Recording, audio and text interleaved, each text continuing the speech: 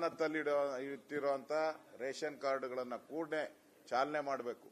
ವಜಾ ಆಗಿರುವಂತ ration card ಏನಿದೆ ಕೂಡಲೇ ಅದನ್ನ ಆಕ್ಟಿವೇಟ್ ಮಾಡಬೇಕು. ಮತ್ತೆ ಅವ್ರದ್ದು ಹಿಂದಿನ ಬಾಕಿ ಎಲ್ಲ ವಾಪಸ್ ಅವ್ರಿಗೆ ಕೊಡಬೇಕು.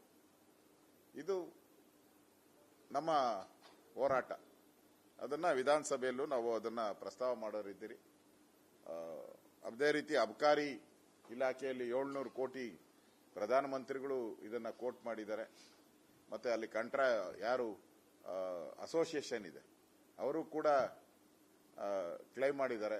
ಅತಿಯಾದಂತ ಒಂದು ಭ್ರಷ್ಟಾಚಾರ, ಅತಿಯಾದಂತ ಲಂಚ, ಇವೆಲ್ಲನೂ ಕೂಡ ನಾವು ಚರ್ಚೆ ಮಾಡಿದ್ದೀರಿ. ಅದೇ ರೀತಿ ಸರ್ಕಾರಿ ಆಸ್ಪತ್ರೆಗಳಲ್ಲಿ ಏರಿಕೆ ಮಾಡಿರುವಂಥದ್ದು, ಮತ್ತೆ ಬೆಳೆ ಇಷ್ಟೊಂದು ಹಾನಿ ಆದರೂ ಕೂಡ ಇನ್ನೂ ಕೂಡ ಅದಕ್ಕೆ ಪರಿಹಾರ ಕೊಡಬೇಕು. ಜಿಲ್ಲಾ ಮಂತ್ರಿಗಳು ಹೋಗಿ ಅಲ್ಲಿ ನೋಡಬೇಕು. ಆ ಥರದ್ದು ಏನು ಯೋಚನೆನೇ ಇಲ್ಲ. ಇದು ಒಂದು ರೀತಿ ಗುರುವಾರದ ಸರ್ಕಾರ. ಇದು ಗುರುವಾರ ಮಾತ್ರ ಎಲ್ಲ ಮಂತ್ರಿಗಳು ಇಲ್ಲಿರ್ತಾರೆ ಚೇಂಬರ್ಗಳಲ್ಲಿ. ಇನ್ನು ಉಳಿದಂತ 6 ದಿನ ಒಬ್ಬ ಮಂತ್ರಿನೂ ಇರಲ್ಲ. ಬೇಕಾದ್ರೆ ಯಾರು ಬೇಕಾದ್ರೂ ಹೋಗ್ಬೋದು, ಒಬ್ಬ ಮಂತ್ರಿನೂ ಇರಲ್ಲ. ಗುರುವಾರದ ಸರ್ಕಾರ ಇದು. ಅದೇ ರೀತಿ ಉತ್ತರ ಕರ್ನಾಟಕದ ವಿಚಾರ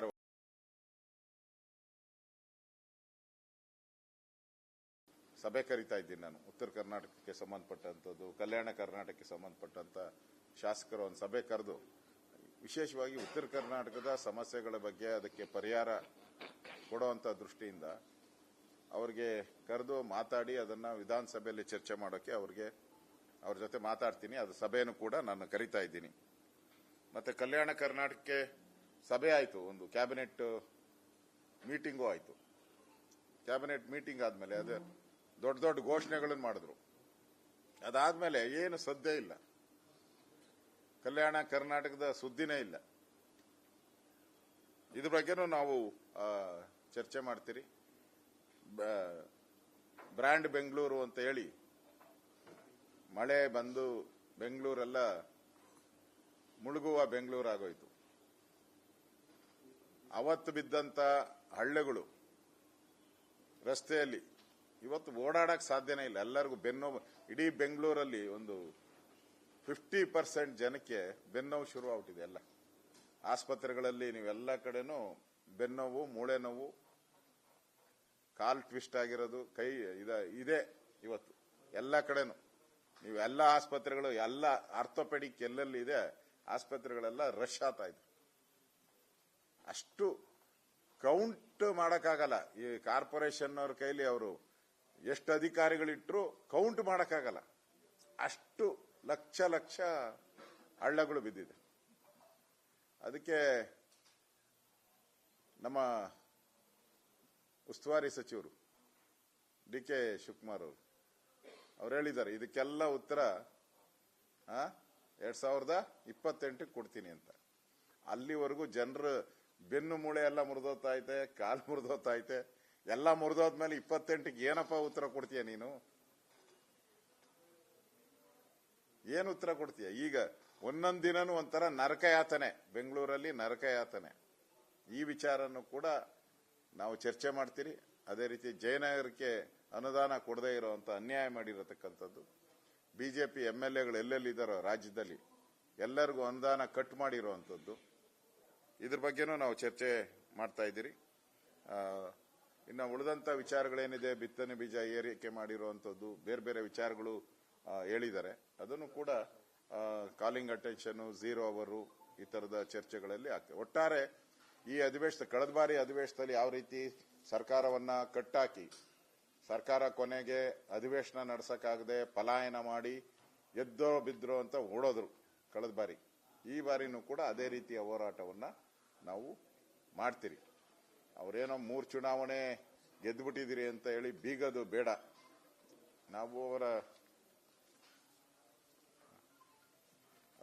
ಬೀಗದೇನು ಬೇಡ. ನಾವು ಕೂಡ ಸರ್ಕಾರ ಇದ್ದಾಗ ನಾವು 18 ಚುನಾವಣೆ ಗೆದ್ದಿದ್ದೀರಿ.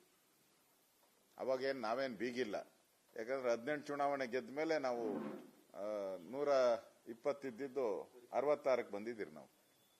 ಇವ್ರು 3 ಗೆದ್ದವ್ರೆ, ಇವ್ರು ಒಂದು 20ಕ್ಕೆ ಬರ್ಬೋದು ಆ ಲೆವೆಲ್ಗೆ ನೋಡಿದ್ರೆ. ಯಾಕಂದ್ರೆ ನಾವು 18 ಗೆದ್ದು 66ಕ್ಕೆ ಬಂದಿದ್ದೀವಿ. ಅದಕ್ಕೆ ಒಂದು 20 ಸ್ಥಾನಕ್ಕೆ ಬರ್ಬೋದು ನೆಕ್ಸ್ಟ್ ಚುನಾವಣೆಗೆ. ಅದರಿಂದ ಆಯ್ತು, ಕಾರುಗಳಲ್ಲಾಯ್ತು, ಇದೆಲ್ಲ ಮುಚ್ಚಾಕೋಂಥದ್ಕೆ ನೀವು ಶೆಲ್ಟರ್ ತಗೊಳ್ಳೋ ಅವಶ್ಯಕತೆ ಬರಲ್ಲ. ಮತ್ತೆ ಕರ್ನಾಟಕದಲ್ಲಿ ಈ ಸರ್ಕಾರ ಬಂದ ಮೇಲೆ ನಿರಂತರವಾಗಿ ಅಧಿಕಾರಿಗಳ ಸಾವು, ಸರ್ಕಾರಿ ಅಧಿಕಾರಿಗಳ ಸಾವು, ಇಲ್ಲ ನೇಣಿನ ಭಾಗ್ಯ, ಇಲ್ಲ ಟ್ರಾನ್ಸ್ಫರ್ ಭಾಗ್ಯ, ಹಣ ವಸೂಲಿ ಮಾಡಿಕೊಟ್ಟಿಲ್ಲ ಅಂದ್ರೆ ಇವೆರಡು ಭಾಗ್ಯನ ಇವರು ಆತ್ಮಹತ್ಯೆ ಭಾಗ್ಯ ಕೊಡುವಂತದಕ್ಕೆ ಸರ್ಕಾರ ಮಾಡಿದೆ. ಇದನ್ನು ಕೂಡ ನಾವು ಕರ್ನಾಟಕದಲ್ಲಿ ಕಾನೂನು ಸುವ್ಯವಸ್ಥೆ ಹದಗೆಟ್ಟಿರೋದು, ಮತ್ತೆ ಕೇಸ್ಗಳೆಲ್ಲ ವಾಪಸ್ ತಗೊಂಡಿದ್ದಾರೆ.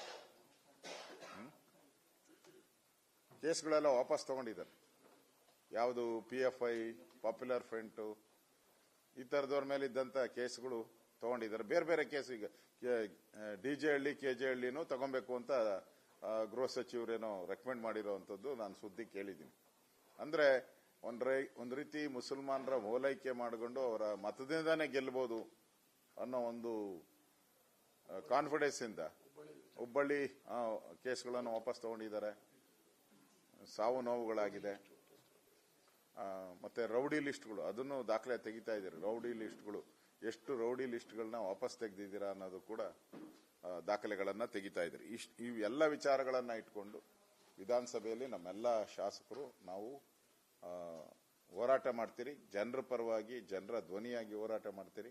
ವಿಶೇಷವಾಗಿ ಉತ್ತರ ಕರ್ನಾಟಕ ಮತ್ತು ಕಲ್ಯಾಣ ಕರ್ನಾಟಕದ ಭಾಗಗಳ ಸಮಸ್ಯೆಗಳನ್ನ ಹೆಚ್ಚು ಚರ್ಚೆಗೆ ಅವಕಾಶಗಳನ್ನ ಮಾಡುವಂತದಕ್ಕೆ ನಮ್ಮ ಎಲ್ಲ ಶಾಸಕರು ನಾನು ವಿನಂತಿಯನ್ನ ನಾವು ಮಾಡ್ತಾ ಇದ್ದೇನೆ.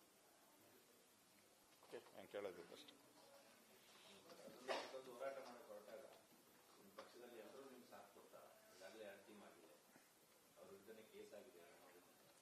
ನೋಡಿ, ವಕ್ಫ್ ಬೋರ್ಡ್ ವಿಚಾರ ಇದೆಯಲ್ಲ, ಇದು ಇವತ್ತು ಬಿಜೆಪಿ ವಿಚಾರ ಆಗಿ ಉಳಿದಿಲ್ಲ.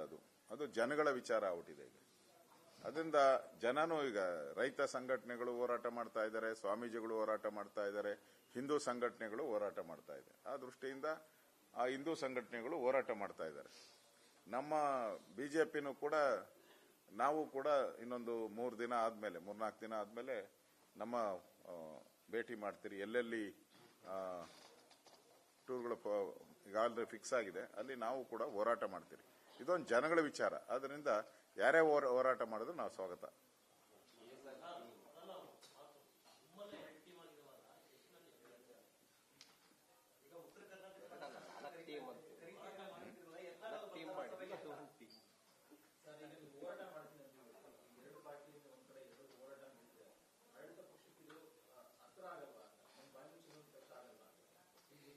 ಇಲ್ಲ, ವಿಧಾನಸಭೆ ಒಳಗಡೆ ಒಂದೇ ಟೀಮ್ ಆಗಿ, ಹೊರಗಡೆ ಈಗ ಹಿಂದೂ ಟೀಮ್ ಅಂತ ಹೇಳಿ ಮಾಡಿದ್ದಾರೆ.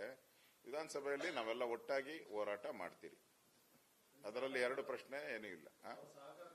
ಎಲ್ಲರೂ ಕೊಡ್ತಾರೆ ಸಹಕಾರ. ಮಾತಾಡ್ತೀನಿ ಎಲ್ಲರೂ.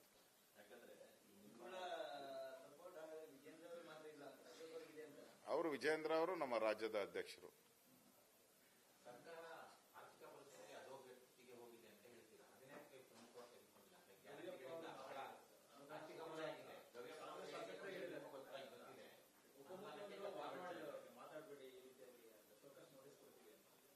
ಅಧೋಗತಿ ಹೋಗಿರುವಂಥದ್ದು ಕರ್ನಾಟಕದ ಆರ್ಥಿಕ ಪರಿಸ್ಥಿತಿ, ಅದನ್ನ ನಾವು ಹೇಳೋ ಪರಿಸ್ಥಿತಿಯಲ್ಲೇ ಇಲ್ಲ. ಯಾಕಂದ್ರೆ ಅಧೋಗತಿಗೆ ಹೋಗಿದ್ರೆ ಎತ್ತು ಬಿಡ್ಬೋದಾಯ್ತು. ಅಧೋಗತಿಗೆ ಹೋಗಿದ್ರೆ ಗತಿನೇ ಇಲ್ಲ, ಅದು ಗತಿ ಇಲ್ದಂಗ ಸ್ಥಿತಿಗೆ ಹೋಗ್ಬಿಟ್ಟಿದೆ ಅವರ. ಅದನ್ನೆಲ್ಲ ಅಂಕಿಅಂಶದ ಪ್ರಕಾರ ನಾವಾಗ್ಲೇ ದಾಖಲೆಗಳ ರೆಡಿ ಮಾಡಿದಿರಿ. ಹೇಳ್ತಾ ಇದ್ರಲ್ಲ ಸಿದ್ದರಾಮಯ್ಯ, ನಮ್ಮಲ್ಲಿ ಸರ್ಪ್ಲಸ್ ದುಡ್ಡಿದೆ ಅಂತ. ಅದು ಎಲ್ಲಿ ಯಾವ ಬ್ಯಾಂಕಲ್ಲಿ ಇಟ್ಟಿದೆಯಾ ತಾಂಬಪ್ಪ ಅಂತ ಕೇಳೋರಿದ್ದೀರಿ ಆ ವಿಧಾನಸಭೆ ಅಧಿವೇಶನದಲ್ಲಿ ಕೂಡ. ಮತ್ತೆ ಯಾವ್ಯಾವ ಇಲಾಖೆಗೆ ಎಷ್ಟೆಷ್ಟು ಹಣ ಬಿಡುಗಡೆ ಆಗಿದೆ, ಯಾವ್ಯಾವ ನಿಗಮಕ್ಕೆ ಎಷ್ಟೆಷ್ಟು ಹಣ ಬಿಡುಗಡೆ ಆಗಿದೆ. ನಿಮ್ ಟ್ಯಾಕ್ಸ್ ನಾವಿದ್ದಾಗ, ಬಸವರಾಜ ಬೊಮ್ಮಾಯಿ ಅವರು ಕೊನೆ ವರ್ಷ ಇದ್ದಾಗ ಎಷ್ಟು ಟ್ಯಾಕ್ಸ್ ಕಲೆಕ್ಟ್ ಆಯಿತು, ರೆಗ್ಯುಲರ್ ಎಷ್ಟು ಇನ್ಕ್ರೀಸ್ ಆಗಬೇಕಾಯಿತು, ಇವತ್ತು ರೆವಿನ್ಯೂ ಇಲಾಖೆಯಲ್ಲಿ ಎಷ್ಟು ಟ್ಯಾಕ್ಸ್ ಕಡಿಮೆ ಆಗಿದೆ, ಇವೆಲ್ಲನೂ ಕೂಡ ಚರ್ಚೆಯ ವಿಚಾರಗಳೇ. ಆದರೆ ಸರ್ಕಾರ ಪಾಪರ್ ಆಗಿದೆ ಅನ್ನೋದು ಒಪ್ಕೊಳಕ್ ರೆಡಿ ಇಲ್ಲ. ಆದ್ರೆ ಜನ ಹೇಳ್ತಾ ಇದ್ದಾರೆ ಸರ್ಕಾರ ಪಾಪರ್ ಆಗಿದೆ, ಜನ ಹೇಳ್ತಾ ಇದ್ದಾರೆ, ಪಬ್ಲಿಕ್ ಹೇಳ್ತಾ ಇದ್ದಾರೆ ನಿಮ್ಮ ಈ ಗ್ಯಾರಂಟಿ ಬಿಟ್ಬಿಡ್ರಿ, ಅಭಿವೃದ್ಧಿ ಬಗ್ಗೆ ಮಾತಾಡಿ ಅಂತ ಜನ ಮಾತಾಡ್ತಾ ಇದ್ದಾರೆ. ಅದರಿಂದ ಇದನ್ನು ಕೂಡ ಚರ್ಚೆಗೆ ಬರ್ತೈತೆ, 100% ಬರುತ್ತೆ. ಈ ಪಾಪರ್ ಆಗಿರೋ ಸರ್ಕಾರದ ಎಲ್ಲಿ ಪಾಪರ್ ಮಾಡಿದ್ದಾರೆ, ಜನಕ್ಕೆ ಎಲ್ಲಿ ಮೋಸ ಆಗಿದೆ, ಅಭಿವೃದ್ಧಿ ಕಾರ್ಯ ಕುಂಠಿತ ಆಗಿರೋದು ಕಳೆದ ಒಂದೂವರೆ ವರ್ಷ. ಇವತ್ತು ನೆನ್ನೆನೂ ಕೂಡ MLA ಹೇಳಿದ್ದಾರೆ, ಗವಿಯಪ್ಪನವರು ಹೇಳಿದ್ದಾರೆ. ಗವಿಯಪ್ಪನವರು ಗವಿಯಿಂದ ಗುಡುಗಿದ್ದಾರೆ. ಸಿದ್ದರಾಮಯ್ಯನವರು ಬಿಲ್ದಲ್ಲಿ ಸೇರ್ಕೊಂಡ್ಬಿಟ್ಟಿದ್ದಾರೆ. ಅದಕ್ಕೆ ಅವ್ರಿಗೇನು ಗೊತ್ತಾಗ್ತಾ ಇಲ್ಲ. ಗವಿಯಪ್ಪ ಗವಿಯಿಂದ ಕೂಗಿದ್ರು, ಸಿದ್ದರಾಮಯ್ಯನವರು ಬಿಲ್ದಲ್ಲಿ ಸೇರ್ಕೊಂಡ್ಬಿಟ್ಟಿರೋದ್ರಿಂದ ಕೇಳಿಸ್ತಾ ಇಲ್ಲ. ಬಿಲ ಮುಚ್ಚಿಬಿಟ್ಟಿದೆ. ಅದನ್ನ ಬಿಲನ್ ಓಪನ್ ಮಾಡೋಣ. ಏನಣ್ಣ